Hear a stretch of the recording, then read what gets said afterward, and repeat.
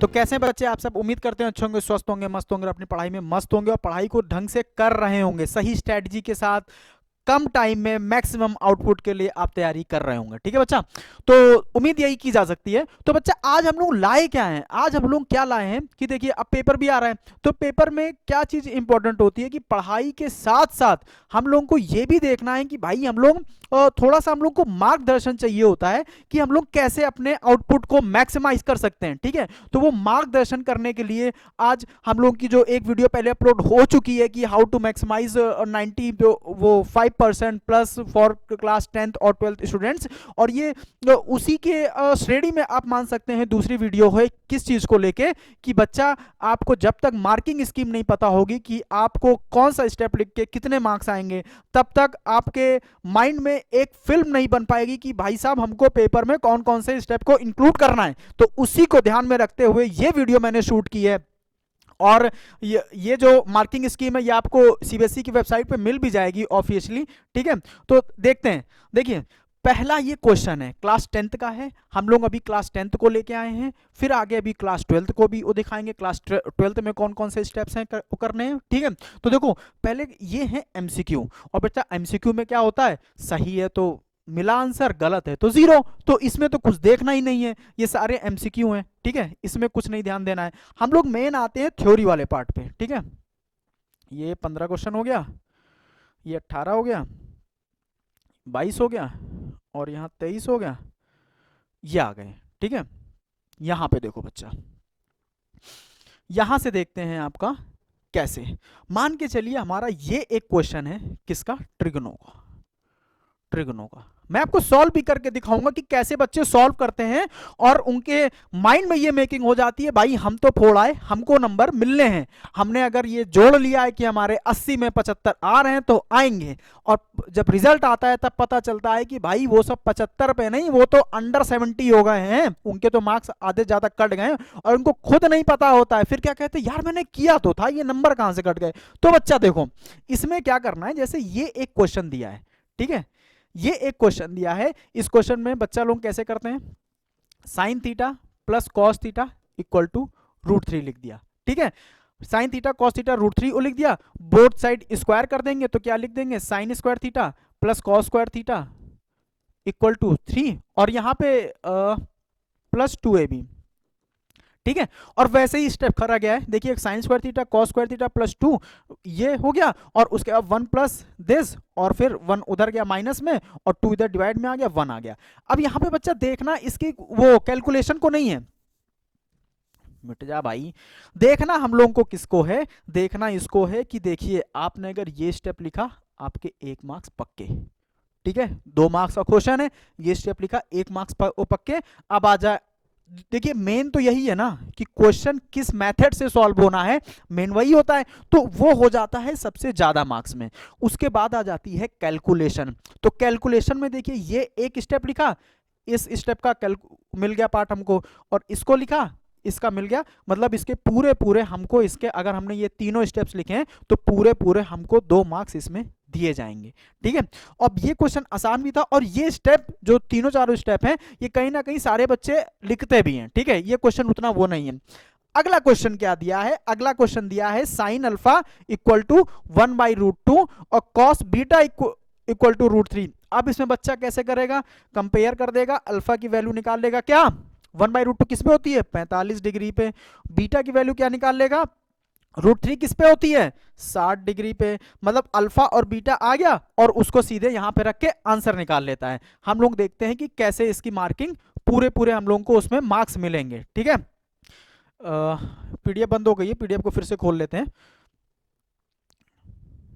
कौन सा क्वेश्चन था हम लोगों का, क्वेश्चन नंबर है 23rd। ठीक है, 23rd में देखिए अब यहां क्या करना है, सबसे पहले आपको स्टेप अब देखिए बच्चा, जरूरी नहीं है कि आप ये स्टेप्स लिखें, मतलब जरूरी नहीं का मतलब एग्जैक्ट यही स्टेप लिखना जरूरी नहीं है।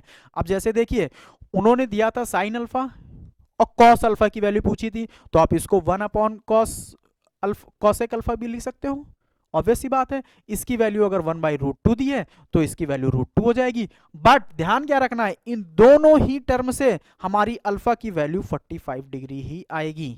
ठीक है, सेम एज इट इज इसमें इसमें कर दिया गया है। और करने के बाद जो आंसर आ गया है, आंसर को एक फाइनलाइज वे में वो लिखा गया है। कई बच्चे नहीं लिख के आते हैं, तो आंसर लिखने के भी हमारे क्या देखिए हाफ मार्क्स होते हैं। ठीक है, वैसे ही एक दूसरा क्वेश्चन दिया है किसका, find the greatest number which divide this this leaving remainder 1 and 2 respectively. तो इसमें क्या निकालना होता है, एचसीएफ निकालना होता है। अब देखिए 85 से डिवाइड कर रहे हैं तो 1 बच रहा है, तो 85 में 1 माइनस कर दिया, 84 बचा। 72 से डिवाइड कर रहे हैं तो 2 बच रहा है, तो 72 में 2 माइनस कर दिया, 70 बच गया। अब हमको यहाँ पे ये लाइन लिखनी होती है कि HCF of this and this equal to 14। तो इस स्टेप का 1 मार्क्स हो गया, इस स्टेप का 2 मार्क्स हो गया, और हमको दोनों मार्क्स मिल जाएंगे अगर हम लोग सारे स्टेप्स लिखेंगे। यहाँ केवल और केवल इस वीडियो का एक मोटिव है कि आपको दिखाया जाए कि बच्चा आप सुनते तो आते हो कि स्टेप मार्किंग है, स्टेप मार्किंग है, स्टेप मार्किंग है, बट स्टेप मार्किंग क्या है वो मैं आपको दिखाने यहाँ पे लाया हूँ। ठीक है, अगला क्वेश्चन किसका है, प्रोबेबिलिटी का। एक बैग में 4 रेड 3 ब्लू 2 येलो बॉल्स हैं। 1 ball is drawn at random from the bag, find the probability that ball is red और येलो। तो सबसे पहले बच्चा, मतलब जरूरी नहीं कि आप टोटल बॉल्स ऊपरी लिखो, ठीक है, आप नीचे भी लिख सकते हो, बट हम लोगों को सबसे पहले इंक्लूड क्या करना है, टोटल नंबर ऑफ बॉल्स। और देखिए यहाँ पे एक चीज नहीं वो लिखा गया है, मैं उसको आपको बताना भी चाहूंगा कि आपको फॉर्मूला बच्चा सारे ही क्वेश्चन में लिख के आना है। मतलब अगर आप इसमें पी क्या निकालने जा रहे हो, पी रेड निकालने जा रहे हो, तो क्या हमारा जो नॉर्मल फॉर्मूला होता है किसका, प्रोबेबिलिटी का, आप वो भी लिख सकते हो कि पी ई क्या होता है, number of favourable outcome upon total number of outcome. ठीक है, अब इससे होगा क्या कि जो एग्जामिनर होगा ना उसको पता चल जाएगा कि भाई इसने सारे उसमें फॉर्मूले इंक्लूड किए हैं, और उसका एक इम्पैक्ट भी जाता है कि आपने एक एक्स्ट्रा स्टेप को भी लिख दिया है। ठीक है, तो वो चाहते हुए भी आपको, मतलब ना चाहते हुए भी या चाहते हुए भी, जो भी आप लोग सोच पाए कि आपको नंबर वो देगा। ठीक है, तो हमारा ये आंसर आ जाता है फेवरेबल आउटकम से और टोटल नंबर ऑफ आउटकम से। ठीक है, अब आ जाते हैं सेक्शन नंबर सी में, जिसमें कि सेक्शन नंबर बी था। ए में तो आपके एमसीक्यूज आएंगे, बी में आपके 2-2 नंबर के क्वेश्चन आएंगे, सी में आ जाते हैं 3 नंबर के क्वेश्चन में। ठीक है, 3 नंबर क्वेश्चन देखिए क्या दिया है, half the difference between the 2 numbers is 2। ठीक है, sum of the greater number and twice the smaller number is 13, find the number. बहुत ही आसान, हम लोगों को पहले नंबर लेट कर लेना होगा, ये तो लिखेंगे let the number this and this, और उसमें किसी एक को बड़ा और किसी एक को छोटा मानना पड़ेगा, क्योंकि उसने दे दिया गया है कि स्मॉलर और उसका रेशियो। अब यहां क्या लिखेंगे, अकॉर्डिंग टू द क्वेश्चन उसने क्या बोला है, half the difference between 2 number. अब डिफरेंस का मतलब बड़े में से छोटा माइनस करना, तो बड़ा हमने यहाँ x लिया है, तो x माइनस वाई का हाफ हमारा 2 दिया है। दूसरा क्या दिया है, sum of greater number and the twice the smaller number, sum of greater number क्या है, x है, और ट्वाइस द स्मॉलर नंबर, इनको करके हम लोग ने क्या 13 लिख दिया। अब यहाँ क्या लिखेंगे, सॉल्विंग द इक्वेशन 1 and 2, जैसे कि हम लोग लिखते भी आते हैं, और फिर उसको हम लोगों को सॉल्व करके दिखाना होगा। अब बच्चा आप ये मत सोचना, यहाँ पे वो देखिए कुछ बच्चे ये सोचेंगे कि सर इन्होंने बस इतना लिख दिया सॉल्विंग इक्वेशन 1 and 2 और फिर सीधे इसकी वैल्यू निकाल दी, तो हम लोग भी ये कर सकते हैं। एकदम नहीं, आपको क्या करना है, इन दोनों को सॉल्व करके दिखाना है कॉपी में कि x minus this equal to 4 है, और 2y plus x equal to कितना है 13 है। इसको सॉल्व करके आपको दिखाना होगा। ये दोनों खत्म, ये दोनों माइनस 3y, और ये क्या आ जाएगा माइनस का 9, तो y की वैल्यू कितनी आ जाएगी 3। ठीक है, और ऐसे ही जब इसको फिर आप लिखेंगे on putting the value of y on equation number this, तब वहां से आपकी y वो x की वैल्यू आ जाएगी, x की वैल्यू 7 आ जाएगी। ये पूरा आप करके दिखाओगे। ठीक है, मतलब बस इन्होंने इसलिए नहीं किया है, या फिर आप ये जानो मेन स्टेप जो दिए गए हैं उसको इंक्लूड करा गया है। ये कोई टॉपर की कॉपी नहीं है, ये केवल मार्किंग स्कीम है। ठीक है, मार्किंग स्कीम में आपको ये दिखाया जाएगा किस स्टेप का आपको कितना मार्क्स दिया जाएगा, तो आपका एक ओवरव्यू बन जाएगा। ठीक है, नेक्स्ट देखते हैं।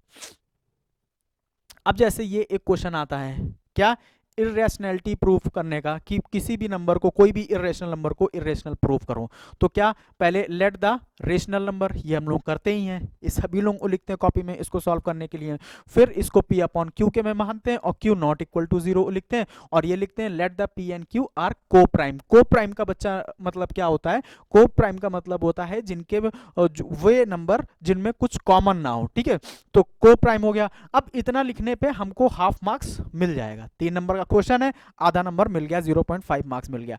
फिर क्या करते हैं, दोनों साइड स्क्वायर करते हैं और वहां एक लैंग्वेज लिखते हैं जो भी, अब जैसे ये 5q square equal to p square आया है, तो यहां पे हम लोग क्या लिख सकते हैं कि P square is divisible by 5, क्योंकि 5 नीचे आएगा मतलब उसको डिवाइड कर रहा है, तो p is also divisible by 5। फिर इसको एक अनदर कांस्टेंट के उसमें मानते हैं, फिर इसको हम लोग स्क्वायर करते हैं। फिर क्या देखते हैं कि भाई साहब इसका तो फैक्टर 5 दोनों में ही आ रहा है, और हम लोग ने इसको लिया क्या था, इसको को प्राइम लिया था, और को प्राइम में 1 के अलावा कुछ कॉमन नहीं आना चाहिए, बट दोनों का कॉमन फैक्टर 5 भी आ रहा है, तो मतलब क्या हमारा जो अजम्पशन था वो गलत हो गया। और अगर गलत हो गया, हम लोग ने लिया क्या था कि वो रेशनल नंबर है, 5 इज अ रेशनल नंबर, तो हमारा अगर अजम्पशन गलत हो गया तो वो क्या हो जाएगा, इर्रेशनल नंबर हो जाएगा। बट आप देखिए ये सारे स्टेप को इंक्लूड करने के बाद, जैसे यहाँ आपने इसको p अपॉन क्यू के माना आधा, और इसको दूसरे टर्म में दूसरे कांस्टेंट में मानेंगे तब भी आपको आधा मार्क्स मिल जाएगा।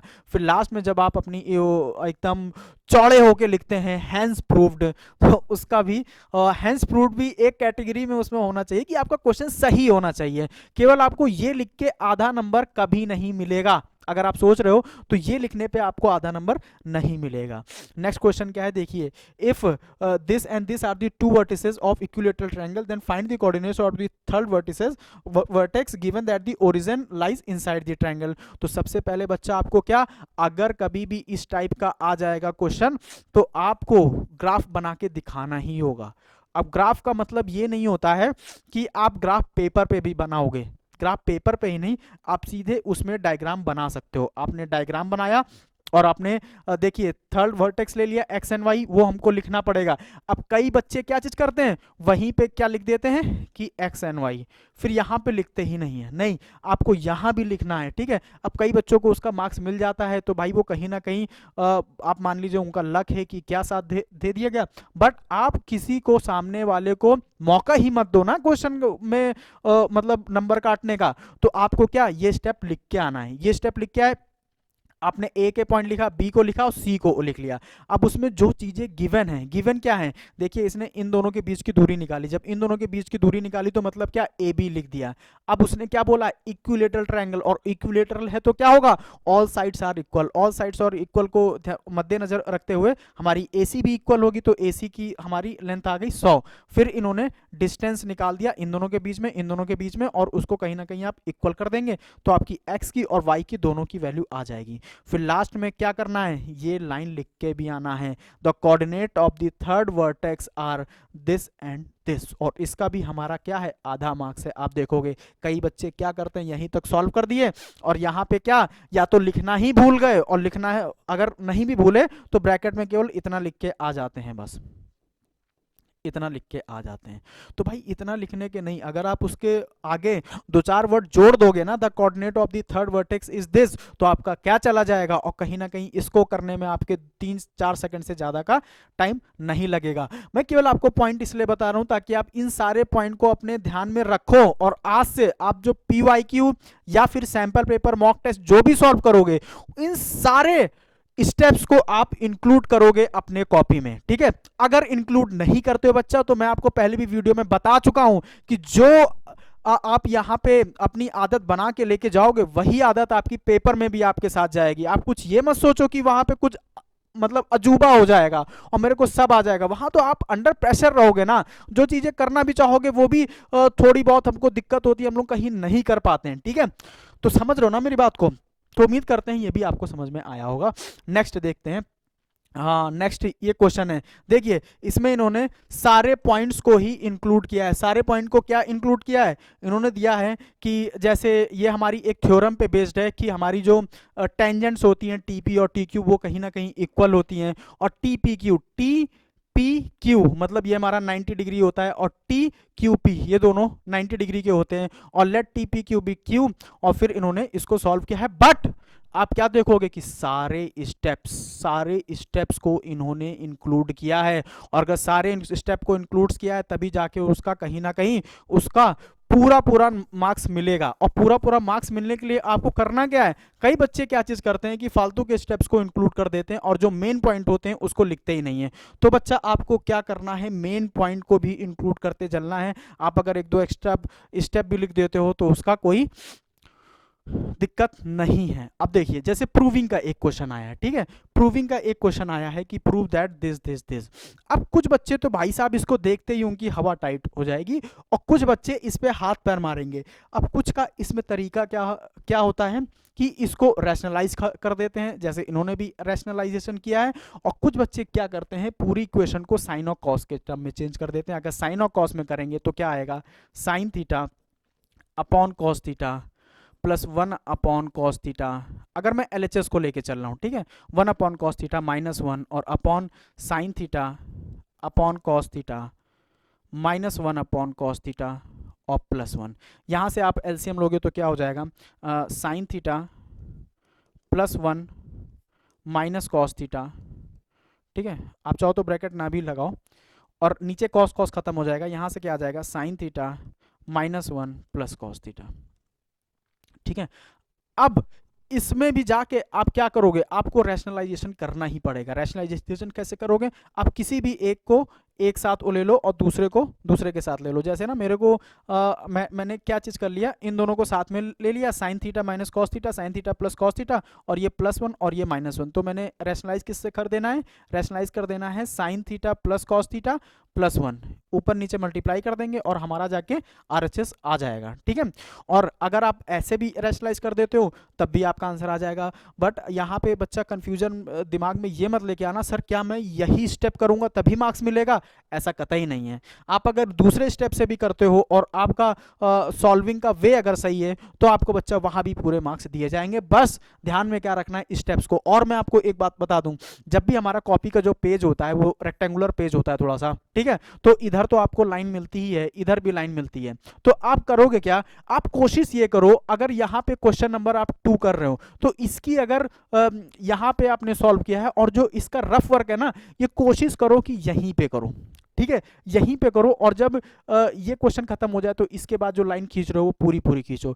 अब ना इससे होगा क्या, इससे जो एग्जामिनर होगा ना उसके ऊपर कहीं ना कहीं एक आपकी इमेज जाएगी कि भाई साहब इसने रफ वर्क भी यहाँ पे किया है, मतलब इस बच्चे ने मेहनत की है, तो उसके प्रति आपका थोड़ा सा भाव विनम्र हो जाएगा, ठीक है, कहीं ना कहीं। तो इस चीज को आप लोग ध्यान में रखते हुए पेपर को सॉल्व करके आना है, ठीक है।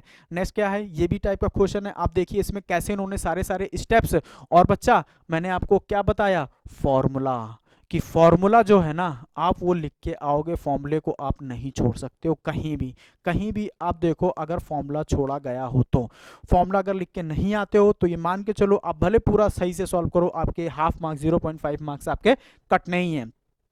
तो फॉर्मूले को देखो।